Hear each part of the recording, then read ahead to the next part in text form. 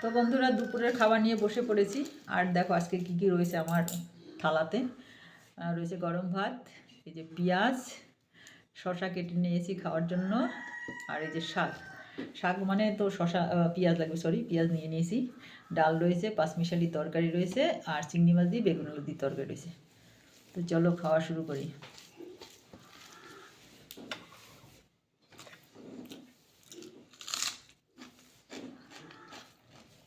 শাকের সঙ্গে পেঁয়াজ, দারুণ খাবার।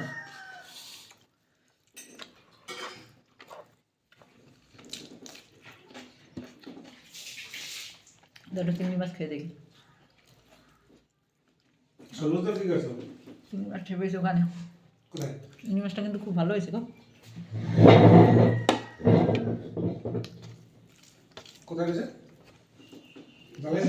না ওটা দেওয়া,